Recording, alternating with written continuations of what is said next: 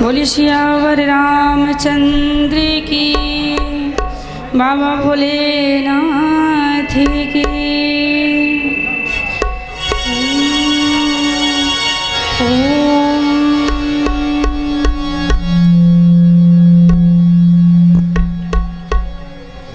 श्री गणेशाय नमः।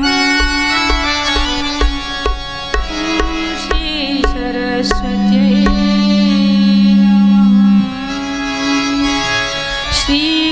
चरण कमलेभ्यो नमः। श्रीमातृपितृ चरण कमलेभ्यो नमः। नीलाम्बुजस्य श्यामलकोमलाङ्गं सीता समारोपितवामभागं नमामि पाणौ महासायकचारुचापं नमामि रामं रघुवंशनाथं। मनोजवं मारुततुल्यवेगं जितेन्द्रियं बुद्धिमतां वरिष्ठं वातात्मजं वानरयोधमुखं श्रीरामदूतं शरणं प्रपद्ये।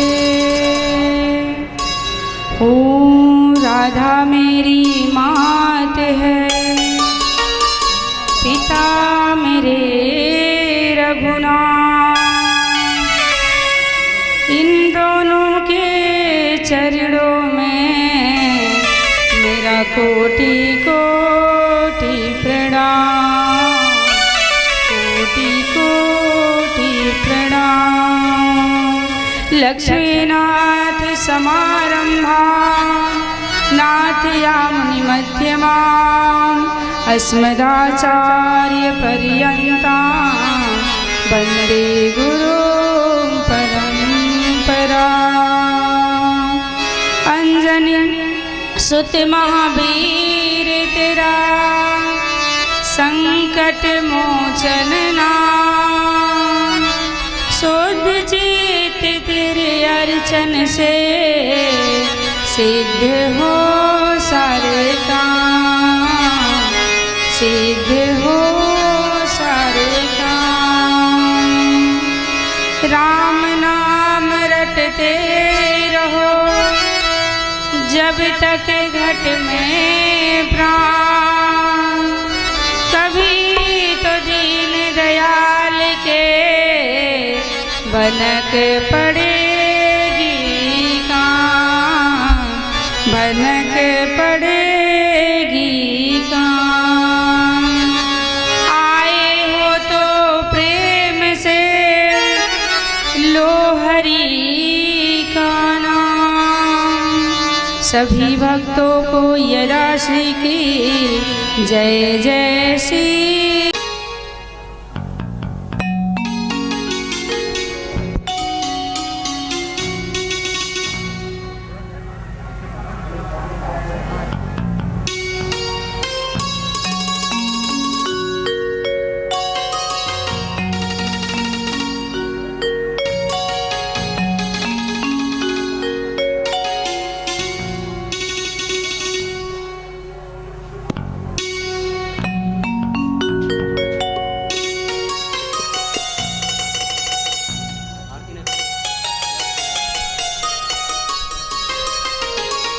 कस्तूरी तिलकं ललाटपटले वक्षस्थले कौस्तुभं नासाग्रे वरमौक्तिकं करतले वेणुकरे कङ्गणं सर्वाङ्गे हरिचन्दनं सुललितं कण्ठे च मुक्तावली।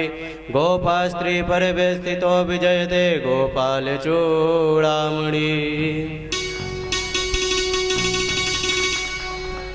आरार्तिज्ञम्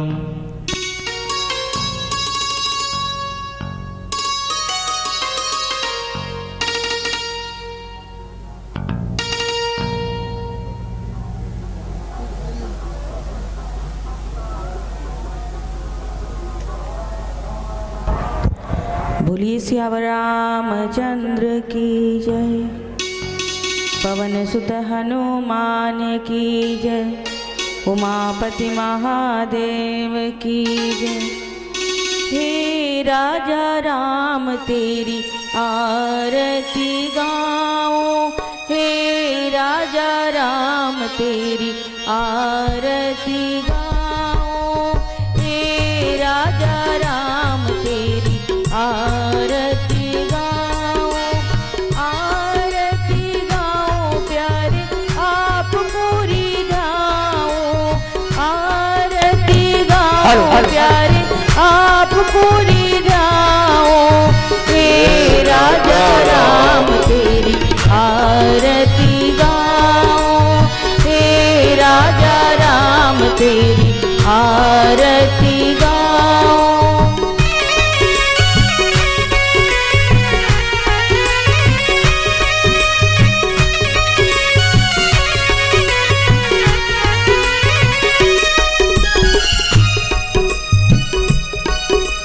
शीश पे रघुकुल मुकुट विराजे, शीश पे रघुकुल मुकुट विराजे।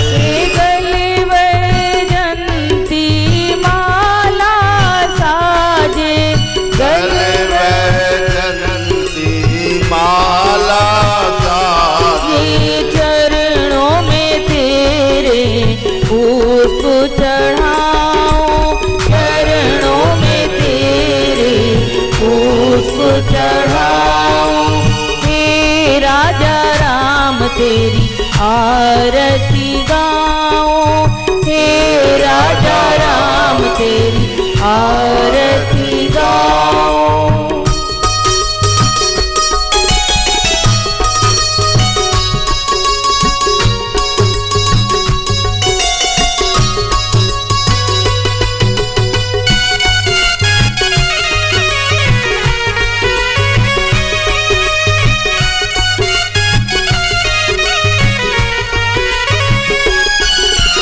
पास सुशोभित है जग जननी, पास सुशोभित है जग जननी। चरण विराजत है सुत अंजनी, चरण विराजत है सुत अंजनी। हे सियावर तेरी आरती गाओ, हे सियावर तेरी आरती गाओ। हे राजा राम तेरी आरती गाओ। हे राजा राम तेरी आरती गाओ।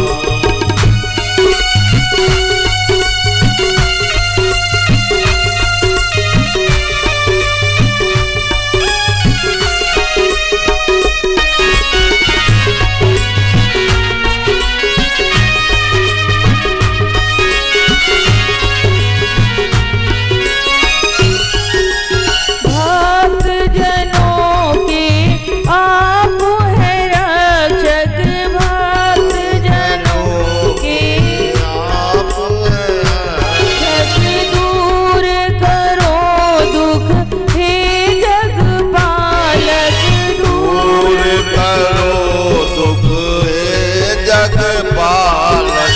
चरणों में तेरे शीश झुकाओ, चरणों में तेरे शीश झुकाओ। हे राजा राम तेरी आरती गाओ, हे राजा राम तेरी आरती गाओ। हे सियावर तेरी आरती गाओ, हे सियावर तेरी आरती गाओ। हे राजा राम तेरी आरती गाओ, हे राजा राम तेरी आरती गाओ। बोली सियावर रामचंद्र की जय। जय।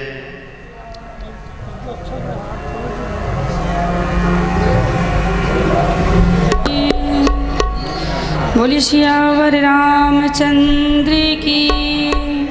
बाबा भोलेनाथ की ओम।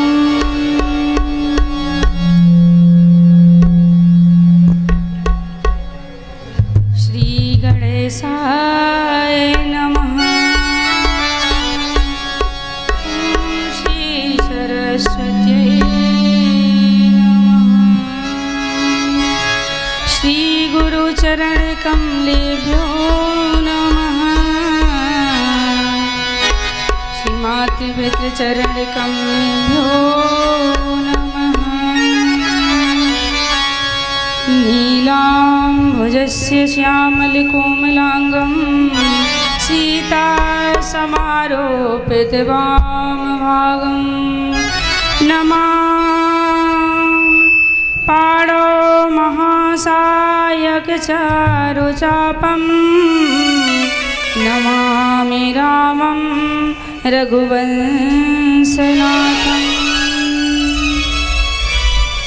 मनोजवं मारुततुल्यवेगं जितेन्द्रियं बुद्धिमतां वरिष्ठं वातात्मजं वानरयोधमुखं श्रीरामदूतं शरणं प्रपद्ये। ओ राधा मेरी मात है, पिता मेरे रघुनाथ। इन दोनों के चरणों में मेरा कोटि कोटि प्रणाम, कोटि कोटि प्रणाम। लक्ष्मीनाथ समारंभा नाथयामुनिमध्यमाम् अस्मदाचार्यपर्यन्तां वन्दे गुरुं परम्पराम्। अंजनी सुत महावीर तेरा संकट मोचन नाम। शुद्ध चित तेरे अर्चन से सिद्ध हो सारे काम, सिद्ध हो सारे काम। राम नाम रटते रहो जब तक घट में प्राण। कभी तो दीन दयाल के बनक पड़ेगी कान, बनक पड़ेगी कान। आए हो तो प्रेम से लो हरि का नाम। सभी भक्तों को यदा श्री की जय जय सीताराम, जय जय सीताराम, जय जय सीताराम, जय जय सीताराम, जय जय सीताराम। बोलिए श्री रामचंद्र भगवान की जय हो, बोलिए सीता मैया की जय हो, लक्ष्मण भैया की जय हो, प्रयागराज धाम की जय हो, बोलिए श्री राधा कृष्ण भगवान की जय हो, बोलिए भूत भावन भोलेनाथ की जय हो, सब संतन की जय हो, हरि भक्तन की जय हो, बोलिए भक्त वत्सल भगवान की जय हो। आइए भगवान के नाम का संकीर्तन करते हैं। दुनिया में सुखदाई बस प्रभु का नाम, दुनिया में सुखदाई बस प्रभु का नाम। बोलो श्री राम जय राम, जय जय राम। बोलो श्री राम जय राम, जय जय राम। दुनिया में सुखदाई बस प्रभु का नाम, हम दुनिया में सुखदाई बस प्रभु का नाम। बोलो श्री राम जय राम जय जय राम। बोलो श्री राम जय राम जय जय राम। बोलो श्री राम जय राम जय जय राम।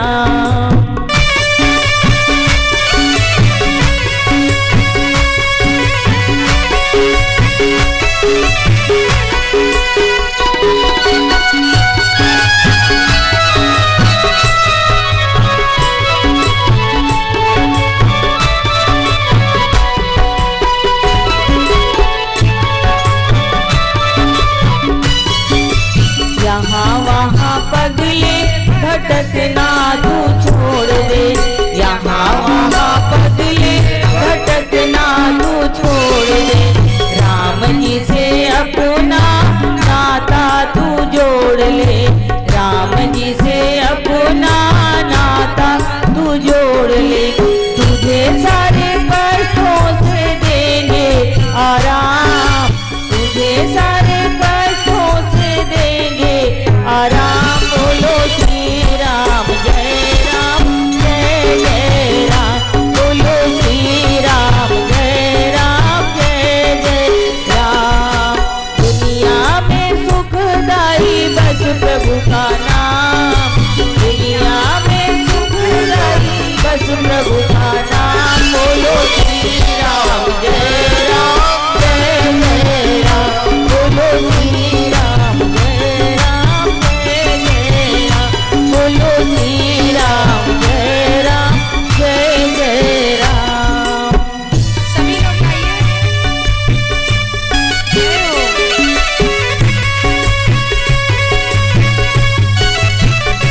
देखिए तालियों का सेवा सब लोग करें। प्रभु की हाथ कृपा से मिले हुए हैं, जिसका सुख हम हर समय उठाते हैं।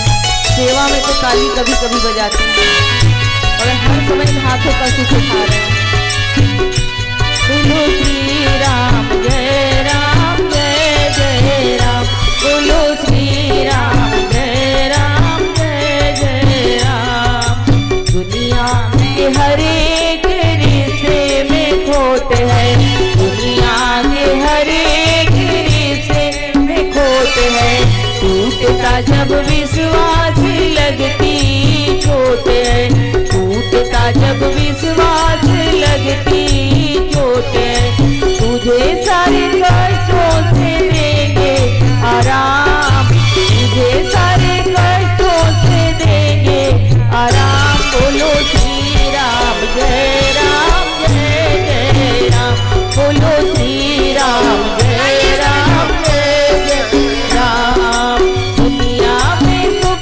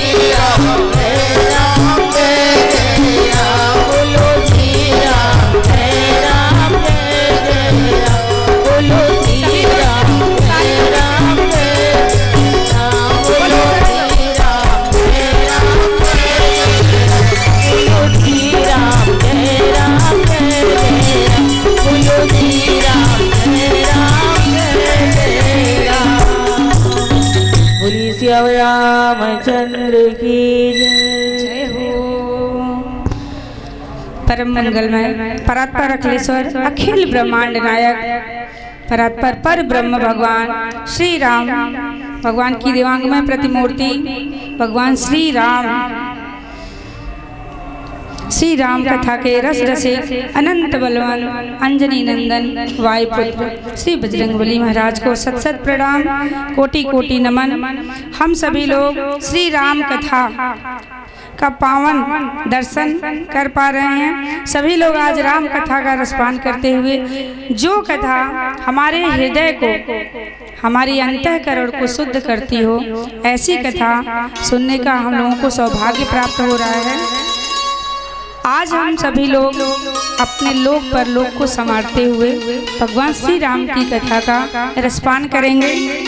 ये भगवान राम की कथा ऐसी है कि ये कभी पुरानी ना होने वाली है। कल का अखबार आएगा तो आज पुराना हो जाएगा, पर मेरे प्रभु श्री राम की कथा कभी ये पुरानी होने वाली नहीं है।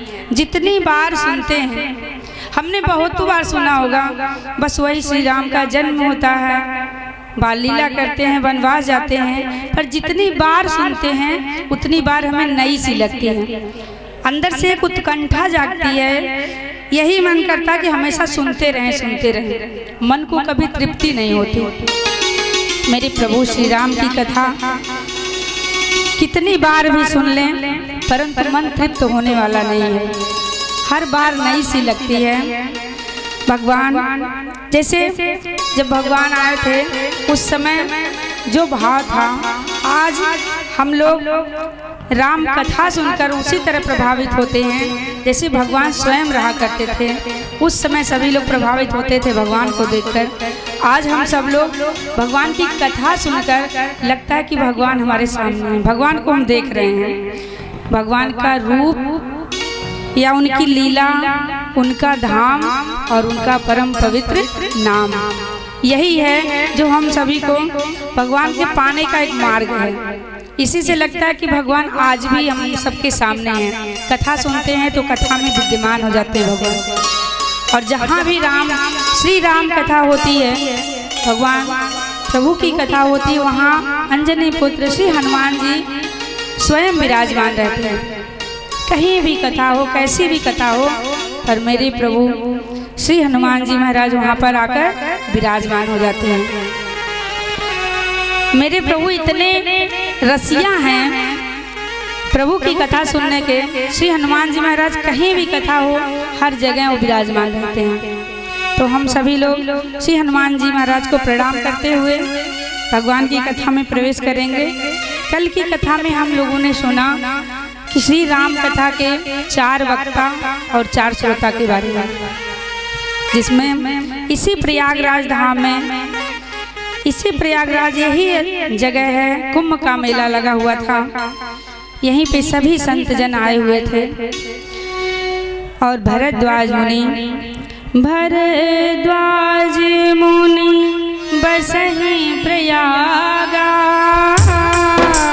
तिन्हि राम पद अति अनुरागा। राम सिया राम जय जय राम, राम सिया राम जय जय राम। तापस समदम दया निधाना, परमारथ तत्परम सुजाना। राम सिया राम जय जय राम, राम सिया राम जय जय राम। भरद्वाज मुनि की इच्छा हुई श्री राम कथा सुनने की, जो प्रयागराज में हुई, यही इसी धरा पे रहा करते थे। तो उनकी इच्छा हुई कि प्रभु का गुणगान सुने। देखिए, कहते हैं कि ये श्री राम कथा ऐसी दवा है कि हमें कैसी भी बीमारी हो, चाहे वो शंका हो, मोह हो, अगर हम श्री राम कथा सुनेंगे तो ये तत्काल असर करती है। ये श्री राम कथा सुनने से, जैसे अगर हमें बुखार हो जाए तो हम जैसे गोली पैरासीटामॉल लेते हैं, तो तत्काल असर होता है। उसी प्रकार अगर हमें मोह या संशय किसी बात का हुआ तो भगवान श्री राम की कथा सुने तो तत्काल असर होगी। भरद्वाज मुनि की इच्छा हुई कि श्री राम कथा क्यों न सुनी जाए। तो जब याज्ञवल्क्य जी महाराज जाने लगे तो उनके चरण पकड़ लिए। महाराज आप रुक जाइए, आप हमें समझा कर जाइए, कुछ बता कर जाइए, क्योंकि हमें संदेह है कि भगवान राम कौन है। क्या ये वही राम है जो दशरथ के पुत्र हैं या कोई और राम है? कृपा करके हमें समझा कर जाइए, हमें बता कर जाइए। तब कहते हैं कि मुझे एक संदेह है। हो नाथ एक संशय बड़ मोरे, करगत भेद तत् सब तोरे। राम सिया राम जय जय राम। राम सिया राम जय जय राम।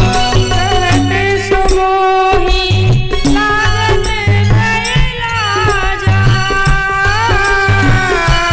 जो न कहूँ बड़ होई अकाजा। राम सिया राम जय जय राम। राम सिया राम जय जय राम। महाराज भरद्वाज जी कहते हैं कि हे प्रभु, हे नाथ, मेरे मन में एक संदेह है और मुझे कहने में भी लाज आ रही है और भय भी लग रहा है कि आपको ये लगेगा कि मुझे आप पर संदेह है। और ये इसलिए लाज आ रही है कि मैं इतनी उम्र हो गई पर मुझे अभी तक ज्ञान नहीं हुआ, इसलिए मुझे लाज आ रही है। और अगर मैं नहीं पूछता हूँ तो बहुत ही बड़ा नुकसान हो जाएगा। देखिए आज भरद्वाज जी मुनि कितना बड़ी गंगा प्रवाहित करवा देते हैं प्रभु श्री राम कथा के। याज्ञवल्क्य जी से चरण पकड़ते हैं तो याज्ञवल्क्य जी मुस्कुरा कर कहते हैं कि आपको सब पता है पर आप बस मेरे मुख से श्री राम कथा प्रवाहित करवाना चाहते हैं, आपको सब ज्ञान है। और कहते हैं कि आपको सब मालूम है कि राम कौन है। भरद्वाज मुनि कहते हैं मुझे बताइए ये राम कौन है? क्या ये वही राम है जो दशरथ के बेटे हैं या कोई और राम है? एक राम अवधेश कुमारा, तिनकर चरित विदित संसारा। कहते हैं कि जिसका चरित्र पूरे संसार में विद्यमान है, क्या वही राम है या जो पर ब्रह्म है वो राम भगवान है? कहते हैं याज्ञवल्क्य जी आप तो सब जानते हैं पर क्या करें, आप तो मेरी वाणी के द्वारा कहलवाना चाहते हैं। और कहते हैं कि इसी प्रकार एक बार माता सती को भी संदेह हो गया था। देखिए यहाँ पे सभी लोग राम कथा सुनने बैठे हैं और यहाँ भरद्वाज जी भी कहते हैं हमें राम कथा सुनाइए, पर यहाँ पे याज्ञवल्क्य जी प्रभु भोलेनाथ की कथा सुनाना शुरू कर देते हैं। अब देखते हैं कि कौन कौन प्रसन्न होता है भगवान शंकर जी की कथा सुनकर। और कहते हैं ऐसे ही एक बार संदेह हुआ था माँ सती को। हो ऐसे ही संशय कीन भवानी, महादेव तब कहा बखानी। राम सिया राम जय जय राम। राम सिया राम जय जय राम। एक बार त्रेता युग माही,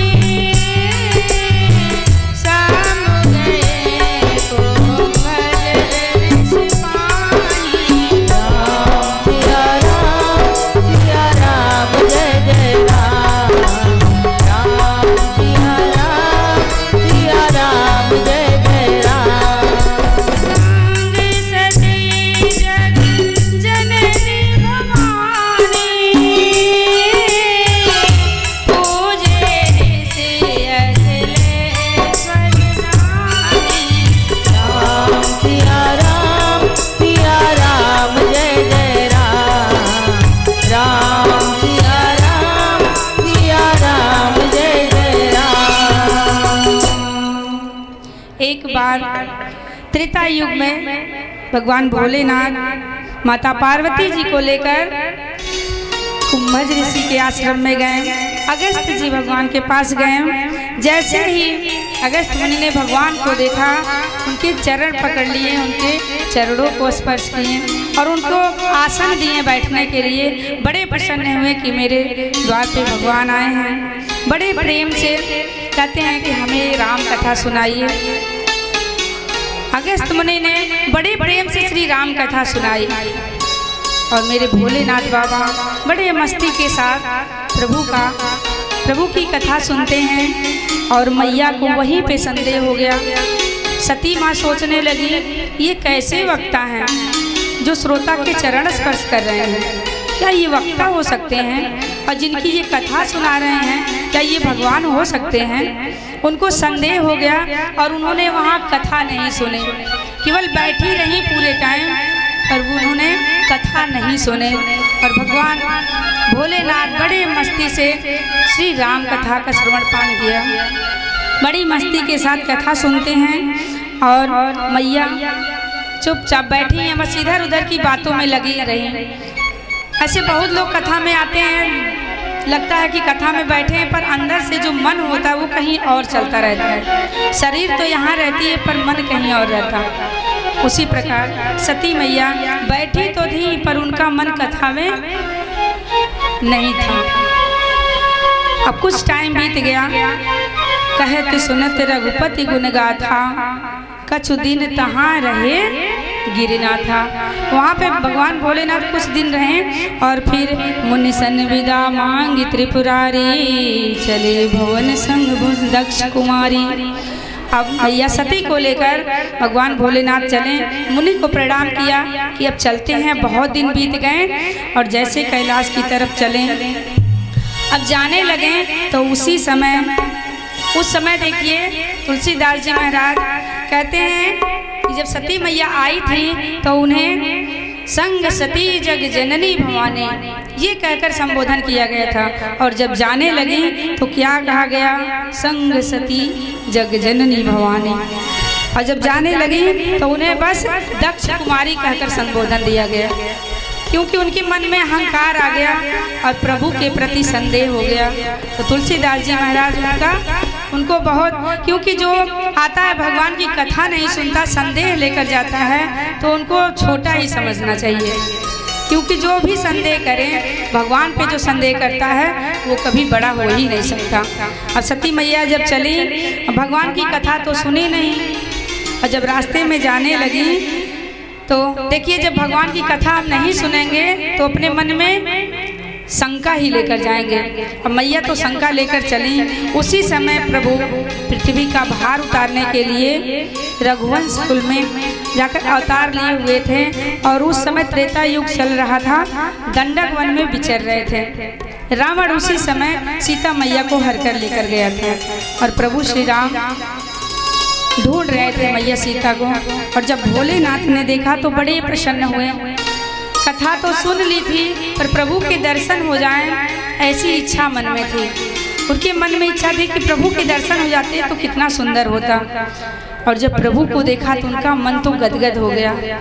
उनका जी करे कि सामने से जाकर प्रणाम करें, पर भोलेनाथ कहते हैं कि अगर सामने से गए, क्योंकि प्रभु श्री राम तो छिप करके लीला कर रहे हैं, कहते हैं गुप्त रूप से लीला कर रहे हैं, तो अगर सामने जाकर प्रणाम करूंगा तो सबको पता चल जाएगा कि ये भगवान है। क्योंकि भोलेनाथ तो ऐसे वैसे हैं नहीं, तो साक्षात भगवान है। पर अगर वो जाएंगे प्रणाम करने तो सभी लोगों को पता चल जाएगा। अब वहीं पर हाथ जोड़कर जय सच्चिदानंद जग पावन, अस कहीं चले ओ मनोज न सावन, वहीं पर खड़े होकर प्रणाम। अब सती मैया कह रही हैं, ये आप क्या कर रहे हैं? सती मैया कहती है कि आप साधारण से मनुष्य को देखकर जय सच्चिदानंद कह के प्रणाम कर रहे हैं। भोलेनाथ बाबा ने कहा कि देखो सती, ये वही भगवान हैं, वही श्री राम हैं जिनकी कथा आपने अभी अभी सुनी। पर सती मैया तो कथा सुनी नहीं थी, उनको कुछ पता नहीं था कि कथा में क्या क्या हुआ। भगवान भोलेनाथ ने बहुत समझाया कि सती, ये वही राम हैं जिनकी कथा हम लोगों ने सुनी है। परंतु मैया को संदेह था। कहती है कि अगर ये भगवान हैं तो एक स्त्री के लिए क्यों ये वन में भटक रहे हैं, क्यों रो रहे हैं, इनको क्यों नहीं पता कि मेरी पत्नी कहाँ है। भोलेनाथ कहते हैं इनको सब पता है, ये सब जानते हैं, पर लीला कर रहे हैं। तब भी सती मैया माने नहीं। देखिए कुछ लोग होते हैं कि कितना भी कहिए पर अपनी बात को ही बस ऊपर रखते हैं, किसी की बात को मानते ही नहीं। उसी प्रकार आज मैया मान नहीं रही हैं। तो भोलेनाथ कह रहे हैं तो आप क्या करेंगी अब? अगर आपको शंका है तो आप जाकर परीक्षा ले लीजिए। सती मैया चल पड़ी परीक्षा लेने। जो तुम्हारे मन अति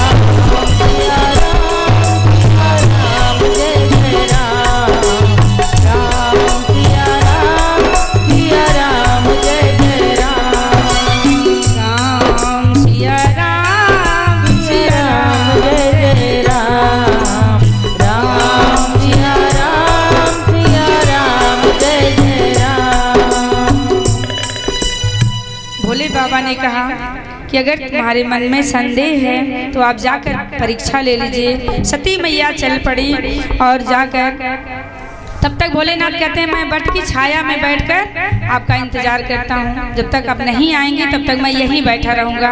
बाबा भोलेनाथ ने आसन लगाया और प्रभु का ध्यान करने लगे और सती मैया चल पड़ी भगवान की परीक्षा लेने। आज जब चली वहाँ पे तो क्या करती हैं कि भगवान के आगे आगे चल पड़ती हैं। अब जैसे लक्ष्मण जी ने देखा वो तो तुरंत पहचान गए और प्रभु श्री राम कहते हैं कि मैया आप यहाँ कहाँ भटक रही हैं, बाबा भोलेनाथ कहाँ हैं। अब मैया तो लज्जित हो गई, बड़ी परेशान हो गई कि अरे इनको कैसे पता चल गया, अरे वो तो सच्चिदानंद है जबकि पालन करता है, उन्हें क्या नहीं पता। परंतु सती मैया को लगता है कि अरे इनको कैसे मालूम, बड़े संकोच में हो गई मैया। राम वचन मृदु गूढ़ सुने उपजायति संदेह संकोच सती सबित महेश पही चली हृदय बड़ सोच। मैया को बड़ी चिंता हो गई, बड़े सोच में पड़ गई कि अरे इनको तो सब पता है, अब मैं क्या जवाब दूंगी। भोलेनाथ बाबा ने मना किया पर हमने माना नहीं, अब मैं उनसे जाकर क्या कहूँगी। अब जब संकोच करते हुए भगवान ने देखा तो अपना प्रभाव दिखाया। जिधर मैया सती देख रही हैं उधर भगवान श्री राम लक्ष्मण और सीता मैया। आगे देखो तो भगवान, पीछे देखें तो दाएं बाएं चारों तरफ प्रभु श्री राम लक्ष्मण और सीता मैया। और देख रही हैं कि सभी देवता ऋषि मुनि सभी उनकी वंदना कर रहे हैं, हाथ जोड़कर खड़े हैं प्रभु के सामने। जब अपना प्रभाव दिखाया कि चरणों में सभी लोग पड़े हैं तो मैया और संकोच में पड़कर बैठ गई वहाँ पे और अपनी आंखें बंद कर लेती है। देखिए जब हमारे मन में संदेह होगा भगवान के प्रति, तो अगर भगवान सामने भी आ जाएं तो अपनी आंखों से नहीं देख पाएंगे, क्योंकि मन में संदेह है। अगर भगवान आते भी हैं तो हमें संदेह की वजह से हमारी आंखें बंद हो जाएंगी, हम भगवान को नहीं देख पाएंगे। आज सती मैया आंखें बंद कर लेती हैं और उनका मन घबराने लगता है और डरने लगती हैं अंदर से। कहती हैं कि अगर मैं भगवान भोलेनाथ के पास जाऊंगी तो मैं उन्हें क्या कहूँगी, इतनी शर्मिंदा हो गई। और जब भगवान के पास जाती हैं सती मैया, तो भोलेनाथ कहते हैं, सती समुझे रघुवीर प्रभाव, भय बस शिव सन के देवराओ। भोलेनाथ कहते हैं, क्या आपने परीक्षा ले ली? सती मैया कहती हैं, कछुन परीक्षा लीन गोसाई, किन प्रणाम तुम्हारे नाही। कहती हैं कि आप ही की तरह हमने भी प्रणाम करके चले आए, हमने कोई परीक्षा नहीं ली। देखिए मैया सती यहाँ झूठ बोलती हैं कि हमने कोई परीक्षा नहीं ली, आप ही की तरह हम भी प्रणाम करके आ रही हूँ। अब भोलेनाथ ने जब ध्यान लगा कर देखा तो उन्हें सब दिख गया कि ये तो सीता का रूप बना लिया। भोले बाबा कहते हैं कि जब इन्होंने माँ का रूप बना लिया, मेरी सीता माँ का रूप बनाई, तो मैं इन्हें अपनी पत्नी के रूप में कैसे स्वीकार कर सकता हूँ। भोले बाबा ने कहा, अब इस देह को तो मैं अपनी पत्नी के रूप में नहीं स्वीकार कर पाऊंगा। देखिए भोले बाबा ने कुछ कहा नहीं, सामने से कुछ नहीं कहते हैं, पर अपने मन में ये विचार कर लेते हैं, संकल्प ले लेते हैं कि अब मैं पत्नी के रूप में सती को स्वीकार नहीं कर सकता। देखिए जब पति और पत्नी के बीच में एक कपट रूपी खटाई पड़ जाती है तो मन में दरार आ ही जाता है। जैसे दूध और पानी एक साथ मिला दिया जाए तो पानी भी दूध के भाव बिक जाता है, लेकिन उसी दूध में अगर थोड़ा सा कपट रूपी खटाई या नींबू उसी में पड़ जाए तो वो फटके अलग हो जाएगा। उसी तरह पत्नी पति के बीच में यही हाल है, जब कपट रूपी खटाई पड़ती है तो अलग ही कर देती है। सती मैया ने झूठ कहा, भोले बाबा ने अपने हृदय में धारण कर लिया कि बस अब मैं पत्नी के रूप में नहीं स्वीकार करूंगा, और भोले बाबा अपनी समाधि लगा कर बैठ गए। सती मैया बहुत व्याकुल हो रही हैं, वो घबरा रही हैं कि अब मैं कैसे पाऊँ, क्योंकि उन्हें भी सब पता है कि अब भोले बाबा ने मेरा त्याग कर दिया। बार बार समझाती हैं, बहुत चिंता करती हैं, पर भोलेनाथ तो बस समाधि लगाए हैं। और सती मैया इतना कोशिश कर रही हैं और बार बार विनती कर रही हैं। कितनी कोशिशें, कितनी विनती की बात कि हे प्रभु मुझे अपना लीजिए, मैंने कौन सा कसूर किया है कि जो कि आप हमारा त्याग कर रहे हैं। और भोलेनाथ कुछ भी नहीं कहते। मैया मन ही मन मना रही हैं, हे प्रभु अब ये मेरा शरीर छूट ही जाए तो ही भला है, मैं ऐसे नहीं जी सकती, अपने प्रभु के बिना, पति के बिना मैं नहीं जी सकती। वो मन में बड़ी ग्लानि करती हैं और बार बार प्रभु से विनती करती हैं, कहीं हम कवन कसूर हो, नजरिया से दूर कैले भोला। कहीं हम कवन कसूर हो, नजरिया से दूर कैले भोला। दूर कैले भोला, दूर कैले भोला, नजरिया से दूर कैले भोला। कहीं हम कवन कसूर हो, नजरिया से दूर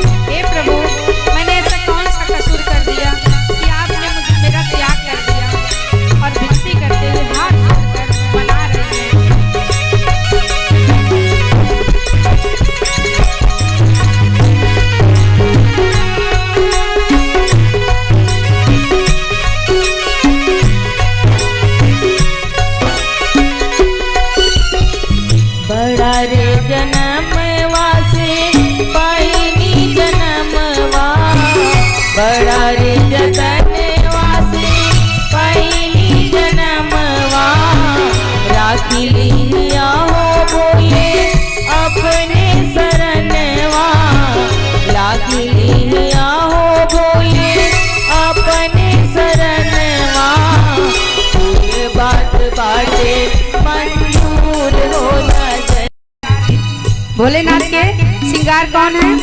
सांप और बिच्छू। भैया कहती हैं कि तब भी हमें कोई फर्क नहीं है, फिर भी हमें स्वीकार कर लीजिए प्रभु। सांप बिच्छू हवे भोला तोरे सिंगरवा, सांप बिच्छू हवे भोला तोरे सिंगरवा, काला नाग कैले बाड़े गर्दन में डेरवा, काला नाग कैले बाड़े गर्दन में डेरवा, तब ना डराए हम हजूर हो नजरिया से दूर गए भोला, तब ना डराए हम हजूर हो नजरिया से दूर गए भोला, दूर गए भोला, दूर गए भोला, नजरिया से दूर गए भोला, कहीं हमारे कसूर हो नजरिया से दूर गए भोला, कहीं हम कमन कसूर हो नजरिया से दूर गए भोला। बोले भोलेनाथ भगवान की जय। मैया सती बार बार विनती करती हैं, हे प्रभु हमने कौन सा कसूर कर दिया जो अपनी नजरों से हमें दूर कर रहे हैं। अब बहुत दिनों तक भगवान की समाधि लगी रही, फिर उनका राम नाम सुमिरन चलता रहा। उसी समय क्या हुआ कि भोले बाबा की जब समाधि खुली तो दक्ष प्रजापतियों का नायक बनाया गया। देखिए जब नायक बनाया गया उसको इतना बड़ा पद मिला, तो देखिए किसी को पद प्रतिष्ठा मान सम्मान मिले तो किसको अहंकार नहीं हो जाता। हमारे समाज में अगर किसी को पद प्रतिष्ठा मिलती है तो अहंकार हो ही जाता है। तो यहाँ दक्ष को भी अहंकार हो गया, अभिमान हो गया। दक्ष बहुत बड़ा यज्ञ करने लगा और यज्ञ में सबको निमंत्रण दिए, सभी देवी देवताओं को बुलाएं, परंतु भोलेनाथ बाबा को और मैया सती को नहीं बुलाएं। क्यों नहीं बुलाएं? क्योंकि एक बार सभा लगी हुई थी ब्रह्मा जी के दरबार में। उसी समय दक्ष प्रजापति आए और सबने खड़े होकर उनका सम्मान किए, पर भोले बाबा क्या, वो तो हमेशा मगन रहते हैं प्रभु के ध्यान में, वो लगे थे मगन, उसी में चल रहा था मनन चिंतन। और उसी समय वो आ गए, इनको पता ही नहीं चला। इनको लगा कि इन्होंने मेरा अपमान कर दिया, इसका बदला मैं लूँगा। इनको वहीं पे लगा कि अभिमान वश कहते हैं कि मेरा अपमान कर दिए, और आज जब यज्ञ कर रहे हैं तो कह रहे मैं इसका बदला लूँगा। और भगवान भोलेनाथ को नहीं बुलाए, और जब नहीं बुलाए और मैया सती को पता चला कि यज्ञ कर रहे हैं मेरे पिताजी, तो वो बाबा भोलेनाथ से कहते हैं, मैया कहती हैं कि प्रभु मेरी इच्छा है कि मैं पिता के घर जाऊं, क्योंकि बहुत बड़ा यज्ञ कर रहे हैं। भोले बाबा कहते हैं कि सती देखो, तुम तो ठीक कह रही हो कि चली जाओ, लेकिन वहाँ जाना उचित नहीं है, क्योंकि वहाँ से बुलावा नहीं आया है और बिना बुलाए नहीं जाना चाहिए। पर सती मैया अपनी जिद पकड़ ली कि नहीं प्रभु हमें जाना है। और वैसे भी माँ का मन नहीं था कि अब मेरा ये शरीर रहे, क्योंकि उनके मन में बहुत दुख था। भगवान भोलेनाथ से जो त्याग जाने का जो दुख था वो बहुत बड़ा था। तो मैया कह रही है नहीं प्रभु मैं तो जाऊंगी, मुझे इजाज़त दीजिए। तो भोलेनाथ बाबा ने बहुत मना किया, परंतु मना करने के बाद जब लगा कि अब नहीं मानेंगी तो भोले बाबा ने इजाज़त दे दिया कि ठीक है जाओ। अपने 2 गढ़ों के साथ माँ सती को भेज दिया, और जब भेज दिए माँ सती गई वहाँ पे, तो वहाँ पर किसी ने उनका स्वागत सम्मान नहीं किया। यहाँ तक कि उनकी बहनें जो थी उन्होंने भी कोई सम्मान कोई स्वागत नहीं, बस व्यंग बोल रही हैं कि अरे तुम भी आ गई, जैसे लगता है कि आना तो नहीं चाहिए था पर आ गई, चलो अच्छा ठीक है। कह रही अरे तुम भी आ गए, ये बताओ जीजा जी कैसे हैं, क्या कपड़े उपड़े पहनते हैं कि अब भी उसी तरह नंगे बंगे घूमते हैं। कमेंट कर रही हैं, उनका हंसी उड़ा रही हैं, फिर भी सती मैया चुपचाप हैं। और उनके पिताजी ने जब देखा तो भी मुंह फेर लिए। मुंह फेर के उधर चले गए। एक ऐसी माँ ही थी जो अपने बेटी को हृदय से लगा लेती है और कोई वहाँ पर पूछने वाला नहीं था। सभी अपमानजनक नज़रों से देख रहे थे। तो मैया सती जब जहाँ यज्ञ हो रहा था वहाँ पे चली तो वहाँ पर देखती हैं कि सबका आसन लगा हुआ है, परंतु केवल भोलेनाथ बाबा का कोई आसन नहीं है। मैया को लगा मेरे पति का अपमान हो रहा है। उन्होंने अपने पति का अपमान ना देख सके और यज्ञ कुंड में जाकर अपने प्राणों का त्याग कर देती हैं।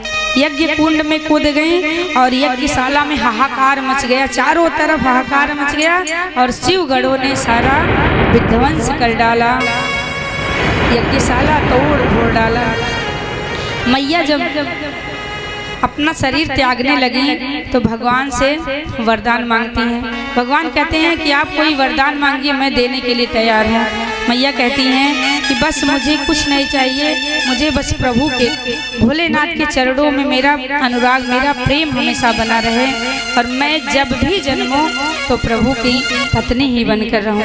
मेरे पति मेरे भोलेनाथ हों।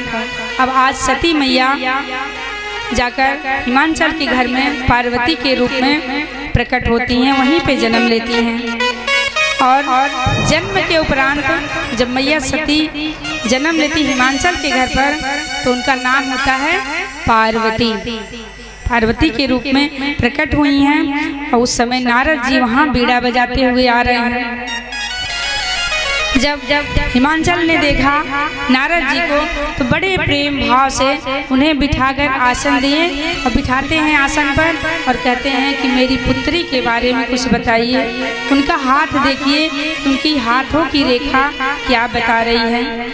कोई दोष हो, कोई अवगुण हो, वो हमें बताइए, क्योंकि आप तो सर्वज्ञ हैं, आप तो सब जानने वाले हैं, आप तो त्रिकालज्ञ हैं। त्रिकालज्ञ सर्वज्ञ तुम, गति सर्वत्र तुम्हारी, कहूँ सुता के दोष गुण, मुनिवर हृदय विचारी। कहते हैं विचार करके बताइए दोष और गुण के बारे में कि सती के हाथों की रेखा क्या कहती है, उनके कौन कौन से दोष हैं, कौन कौन से गुण हैं। तो नारद जी कहते हैं कि देखिए आपकी बेटी में तो सभी गुण हैं, सारे गुण समाहित हैं, बहुत सुंदर हैं, सुशील हैं, समझदार हैं, उमा अंबिका इनके नाम हैं और ये बहुत ही भाग्यशाली हैं। अपने माता पिता का नाम रोशन करेंगी और अपने पति को प्यारी रहेंगी। बहुत सारे गुण बताएं। कहते हैं बेटी में तो सारे गुण समाहित हैं, परंतु कुछ दो चार अवगुण हैं।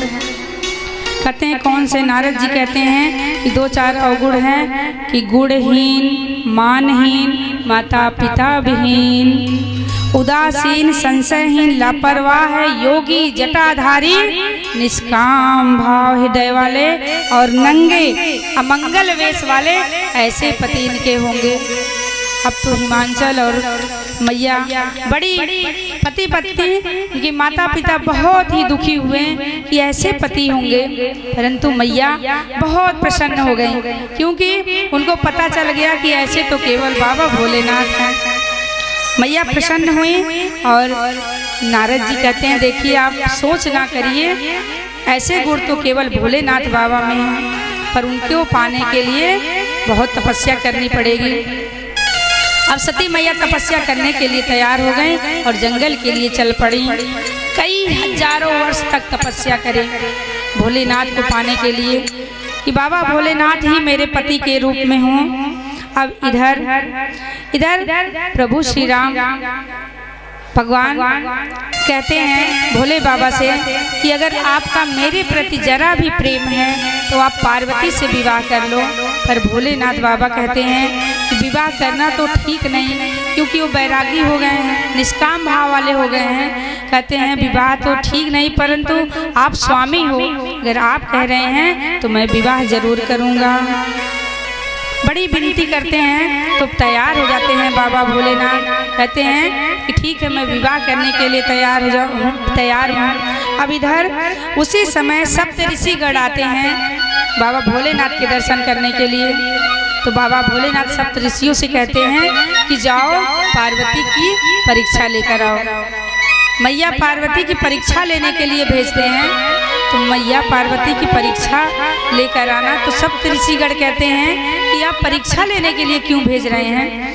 तो कहते हैं कि जिन्होंने मेरे प्रभु को बिना परीक्षा के स्वीकार नहीं किया, भला मैं उसे कैसे स्वीकार कर सकता हूँ। जाओ परीक्षा लेकर आओ। सब ऋषिगण गए माँ पार्वती के पास और कहते हैं कि आप इतनी कठिन परीक्षा, इतनी कठिन तपस्या क्यों कर रही हैं? मैया पार्वती कहती हैं कि मैं सदा शिव के चरणों में अनुराग चाहती हूँ और यही चाहती हूँ कि मेरे पति मेरे भगवान भोलेनाथ हैं। सब ऋषिगण कहते हैं कि अरे वो जटाधारी जिसके पास घर रहे ना बाहर है, कुछ भी नहीं है, अगर कहो तो मैं नारायण से आपका विवाह करा दूं। नारायण जी से, जो कि वैकुंठपुरी में उनका निवास है, आप कहें तो मैं उनके पास जाऊं। सती मैया कहती हैं महादेव अवगुण भवन विष्णु सकल गुण धाम, जेहि कर मनोरम जाय सन तेहि तेहि सन का। कहते हैं जिसका मन जिसमें रम जाए बस उसको तो बस उसी से काम है। माना कि मेरे महादेव अवगुणों की खान हैं और विष्णु भगवान पूरे गुणों की खान हैं, परंतु जिसका मन जिसमें लग जाए उसको तो बस उसी से काम होता है। मैं जब भी विवाह करूंगी तो बाबा भोलेनाथ से करूंगी। जन्म कोटि लग रगर हमारी, बरहु शंभुनत रहु कुमारी, तजउन नारद कर उपदेशो, आप कहें सत बार महेशो। मैया कहती हैं कि मैं मर जाऊंगी, कुंवारी मर जाऊंगी, परंतु किसी और से विवाह नहीं कर सकती। मैं जब भी करूंगी तो अपने शिव बाबा से ही विवाह करूंगी। अब यहाँ पर सप्त ऋषिगण मैया पार्वती को प्रणाम करते हैं, कहते हैं धन्य है मैया, और बाबा भोलेनाथ से कहते हैं कि मैया तो पक्की हैं, वो प्रेम करती हैं तो आप ही से करते हैं और किसी से नहीं। अब बाबा भोलेनाथ तैयार हो गए कि ठीक है मैं विवाह के लिए तैयार हूँ। अब इधर ताड़कासुर नामक राक्षस जो देवताओं को बहुत परेशान करता है, इतना अत्याचार कि देवता भागते फिर रहे हैं, कहीं छुपने की जगह नहीं है, बड़े सब परेशान हैं उस राक्षस से। सभी देवता दौड़ के जाते हैं ब्रह्मा जी के पास और कहते हैं कि ये राक्षस का अंत कैसे हो, इतना अत्याचार मचाया हुआ है। तब कहते हैं कि इसका अंत तब होगा जब शिव बाबा के वीर से पुत्र जन्म लेंगे, उसी पुत्र के हाथों से उसकी मृत्यु होगी। अब देखते हैं कि बाबा भोलेनाथ तो बैठे बैठे समाधि लग गई। अब समाधि कौन खुलवाए, अब कौन खुलवाए समाधि? कामदेव के पास दौड़ कर गए। कामदेव ने सोच लिया कि बस बाबा भोलेनाथ की समाधि खुलवाना तो समझ लीजिए कि मृत्यु हो गई अब मेरी, अब मेरा भला हो नहीं सकता, क्योंकि भगवान भोलेनाथ की समाधि लगी हुई है, अगर कोई विघ्न पड़ेगा तो वो जलाकर भस्म कर देंगे। और वही हुआ। लेकिन कामदेव ने कहा कि सभी संत ऋषिगण कहते हैं कि परोपकार करना ही सबसे बड़ा धर्म होता है। कहते हैं मैं आप सभी का ये कार्य जरूर करूंगा, इसके लिए मैं अपने प्राणों की आहुति मुझे क्यों ना देनी पड़े, लेकिन मैं देने के लिए तैयार हूँ, मैं चलूँगा। अब जाकर कामदेव ने अपने सारे बाण चलाए, बाबा भोलेनाथ की समाधि लगी, और जब काम के बाण चले तो बाबा भोलेनाथ के सीने में लगे और तीसरा नेत्र भगवान भोलेनाथ का खुल गया और कामदेव को जलाकर भस्म कर दिए। बोलिए महादेव भगवान की। अब कामदेव तो जलकर राख हो गया। सभी देवतागण परेशान हो गए कि अब तो काम जल गया, भगवान भोलेनाथ के मन में कोई कामना रही नहीं, तो अब विवाह क्यों करेंगे। लेकिन ब्रह्मा जी भगवान ने समझाया तो भोलेनाथ तैयार हो गए कि चलो ठीक है, मैं विवाह करने के लिए तैयार हूँ। अब जैसे तैयार हुए, सारे बाराती तो सज धज रहे हैं, सारे देवी देवता सज रहे हैं कि बारात लेकर चलनी है, और भगवान भोलेनाथ आराम से बैठे हुए हैं। उनका श्रृंगार कौन करे? उनके घर में तो कोई है नहीं। अब आए शिवगढ़ आए कि चलो हम ही करते हैं, कोई नहीं है श्रृंगार करने वाला, तो चलो हम ही करते हैं श्रृंगार। अब दौड़ कर गए, उनकी जटाएं खुली हुई थी, जटाएं उठाकर उनका मुकुट बनाया, और मुकुट बनाकर काला सांप यहाँ पर लाकर बिठा दिया, और सांपों के कुंडल पहना दिए, हाथों में बाजू बंद, कमर बंद, बाघांबर पहनाए, और भस्म कौन सा? मुर्दे का भस्म लाकर उनके पूरे शरीर पर रमा दिए। इतनी अद्भुत श्रृंगार किया गया। कैसा श्रृंगार हुआ है?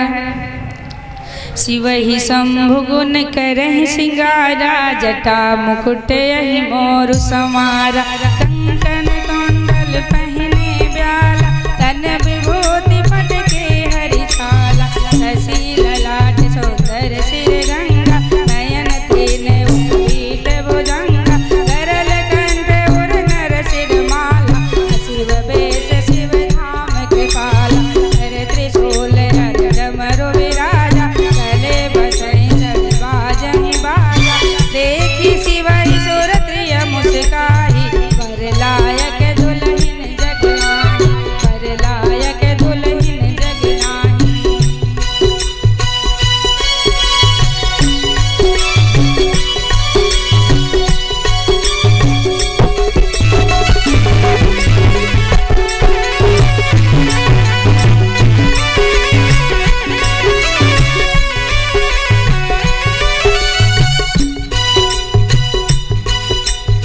देखि शिवहि सुर त्रिय मुस्काहि, वर लायक दुल्हन जग नाहि, देखि शिवहि सुर त्रिय मुस्काहि, वर लायक दुल्हन जग नाहि।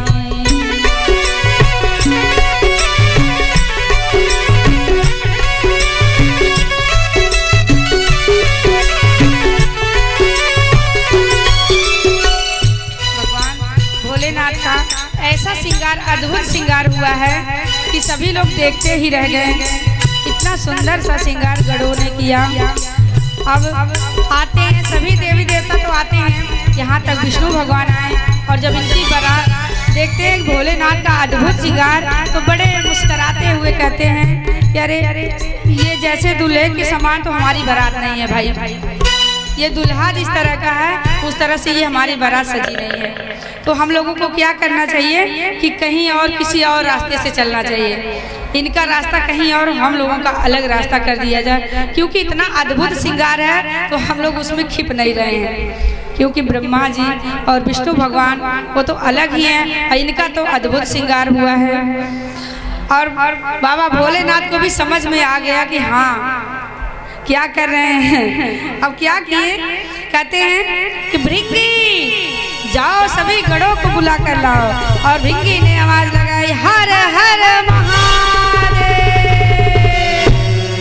हर हर महादेव।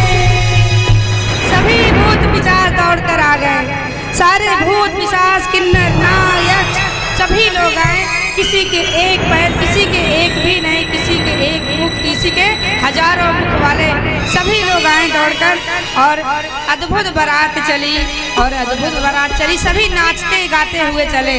किसी को एक पैर है, किसी को 10-10 पैर है, किसी का केवल शरीर ही शरीर है, मुख है ही नहीं। अब बारात चली नाचते हुए। अब पहुंची कहाँ पे? पहुंची भोला की बरतिया हिमाचल नगरी, पहुंची भोले की बरतिया हिमाचल नगरी, हिमाचल नगरी, ओ हिमाचल नगरी, हिमाचल नगरी, ओ हिमाचल नगरी, पहुंची भोले की बरतिया हिमाचल नगरी, पहुंची भोले की बरतिया।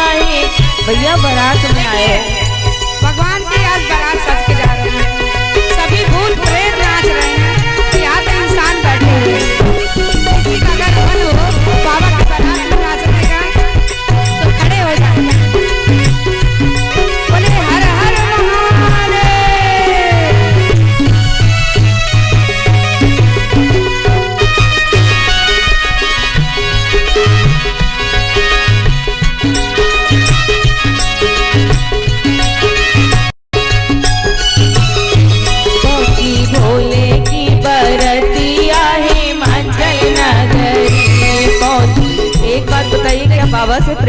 क्या आप लोग को?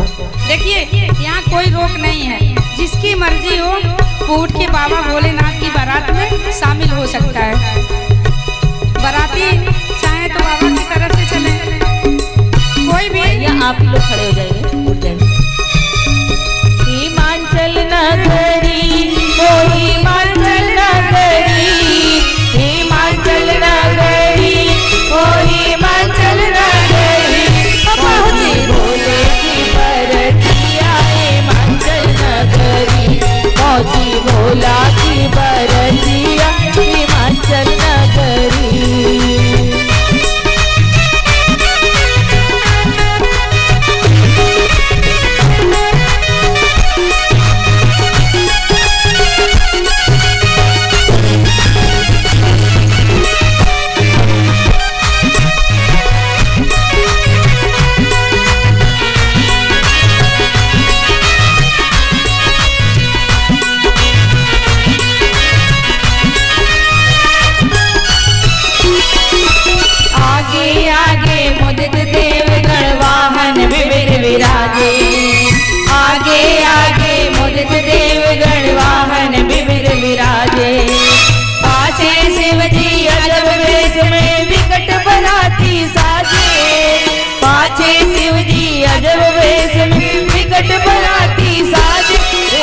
धड़कन लागी छतिया हिमाचल नगर, धड़कन लागी छतिया हिमाचल नगरी, हिमाचल नगरी, ओ हिमाचल नगरी, हिमाचल नगरी, ओ हिमाचल नगरी, पहुंची भोला की बरतिया हिमाचल नगरी, पहुंची भोला की बरतिया हिमाचल नगरी।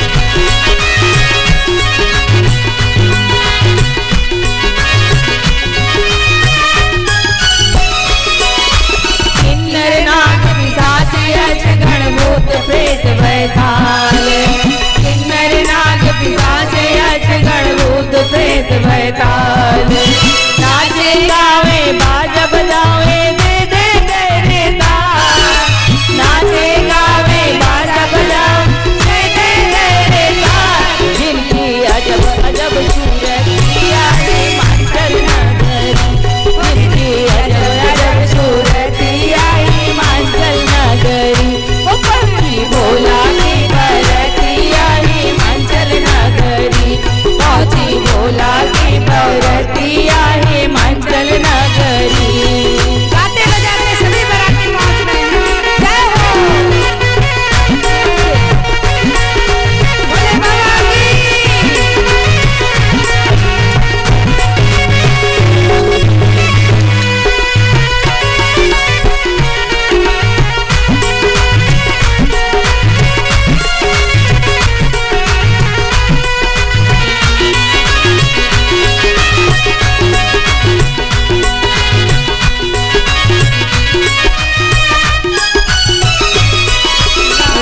विवाह सगुण सब आए अवगुण दूर छिपाए, राम विवाह के सगुण सब आए अवगुण दूर छिपाए, शिव विवाह के बड़े बराती अवगुण सब ही आए, शिव विवाह के बने बराती अवगुण सब ही आए। ओ नगर की होवे गतिया हिमाचल नगरी, कोई है कमल नगर हिमाचल नगरी, पहुंची भोला की बरतिया हिमाचल नगरी, पहुंची भोला की बरतिया हिमाचल नगरी, हिमाचल नगरी, ओ हिमाचल नगरी, हिमाचल नगरी, ओ हिमाचल नगरी, पहुंची भोला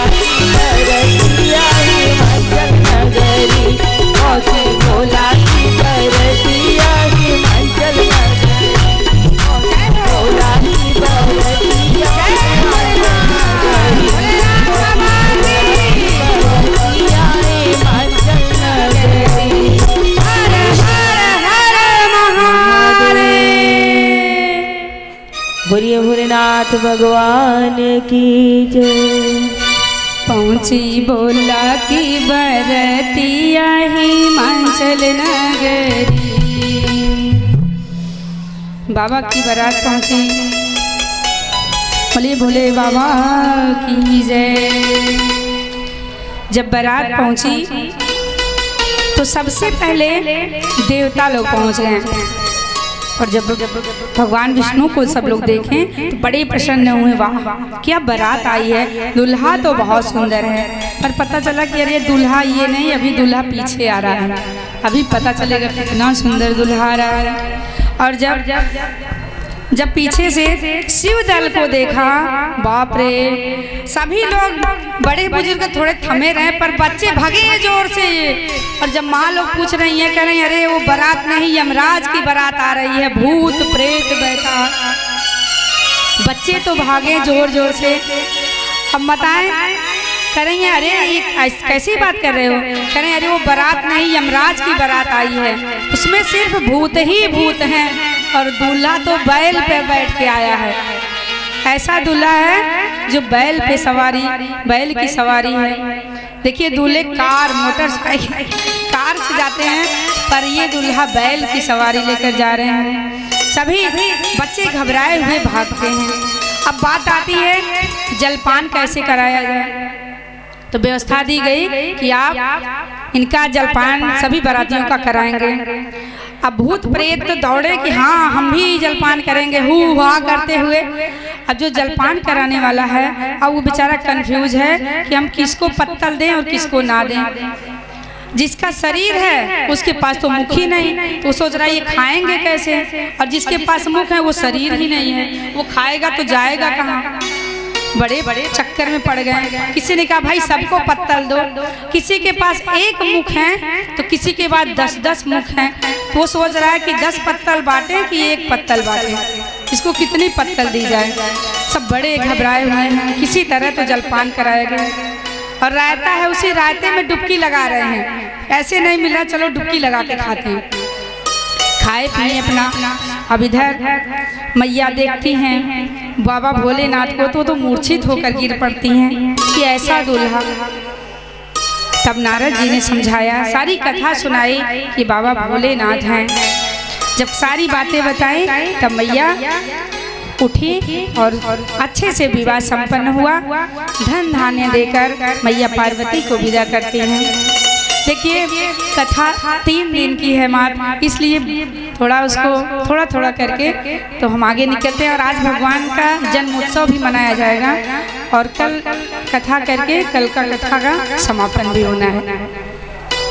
तो जितनी कथा भगवान कराएं उतना हो जाए। तो पार्वती जी आती हैं और शुभ अवसर देखकर कार्तिकेय जी का प्राकट्य होता है, और ताड़कासुर नामक राक्षस का वध करते हैं। और समय बीतता है। एक दिन बाबा भोलेनाथ और मैया पार्वती बैठी हुई हैं, और बड़े प्रेम से मैया आज देखती कि आज बहुत सुंदर सा समय है, तो क्यों ना भगवान के बारे में पूछा जाए। तो कहती हैं प्रभु मैं आपसे कुछ जानना चाहती हूँ, मेरे मन में शंका नहीं है, मेरे मन में जानने की इच्छा है, तो आप मुझे बताइए। बाबा भोलेनाथ कहते हैं कि क्या कौन सी इच्छा है। तो कहती हैं कि ये राम कौन है, आप मुझे राम के बारे में बताइए, जिसका नाम आप दिन रात जपा करते हैं। ये किसका नाम है? क्या ये वही महाराज दशरथ के पुत्र हैं, या कोई और राम है जिसका आप नाम दिन रात जपा करते हैं? ये राम कौन है? क्या ये अजन्मा निर्गुण अगोचर निराकार भगवान है? ये दशरथ के पुत्र हैं, ये आप जिसका नाम जपते हैं ये वही भगवान है कि सब अलग अलग हैं? कहते हैं किसी ने कहा एक राम दशरथ का बेटा, एक राम घट घट में लेटा, एक राम का सकल पसारा, एक राम सब जग से न्यारा। कहते हैं कि एक राम नहीं, वही राम कहिए। राम भगवान एक ही हैं, अलग नहीं है। वही राम दशरथ का बेटा, वही राम घट घट में लेटा, उसी न राम का सकल पसारा, उसी राम का सब जग सारा। कहते हैं वही एक ही राम है जिसको हम कहते हैं कि एक राम दशरथ का बेटा, एक राम घट घट में लेटा, तो नहीं, वही राम दशरथ का बेटा। भगवान बड़े प्रसन्न होते हैं कि आपने भगवान की कथा पूछकर तो हम पे बहुत बड़ा उपकार कर दिया। कहते हैं भगवान कि आपने बहुत ही सुंदर प्रसंग पूछा है जो पवित्र करने वाली गंगा मैया के समान है। आप ऐसी कथा पूछकर धन्य कर दिया। भगवान भोलेनाथ बड़े प्रसन्न होते हैं और कहते हैं बाल रूप बंदौ बाल रूप सोई रामो सबसे दे सुलभ जपत मंगल भवन मंगल हारे लवम सुदशरथ अजिर बिहारी राम सिया राम सिया राम सिया राम राम सिया राम सिया राम जय राम राम सिया राम सिया राम जय राम राम सिया राम सिया राम जय राम। करी प्रणाम राम ही त्रिपुरारे हर से सुधा समगिरा उचारे धन्य धन्य गिरिराज कुमारे तुम समान नहीं को उपकारे राम सिया राम सिया राम जय राम राम सिया राम सिया राम जय राम राम सिया राम सिया राम जय राम राम सिया राम सिया राम जय राम। पूछे रघुपति कथा प्रसंगा सकल लोक जग पावन गंगा तुम रघुबीर चरण अनुरागे नैनहु व्रत जगत हित लागे राम सिया राम सिया राम जय राम राम सिया राम सिया राम जय राम राम सिया राम सिया राम जय राम राम सिया राम सिया राम जय राम सिया राम सिया राम जय राम राम सिया राम सिया राम जय राम राम सिया राम सिया राम जय राम राम सिया राम सिया राम जय राम। बाबा भोलेनाथ बड़े प्रसन्न हो गए। कहते हैं कि हे उमा हे पार्वती, आपने मेरे प्रभु श्री रामचंद्र की भगवान का कथा का प्रसंग पूछकर मुझ पे बहुत बड़ा उपकार कर दिया। और बाल रूप की वंदना करते हुए कहते हैं कि जिनका नाम मात्र लेने से, जिनका नाम जपने से सब सिद्धियां प्राप्त हो जाती हैं, जो मंगल के धाम हैं और अमंगल को हरने वाले हैं, ऐसे श्री भगवान को सत सत प्रणाम।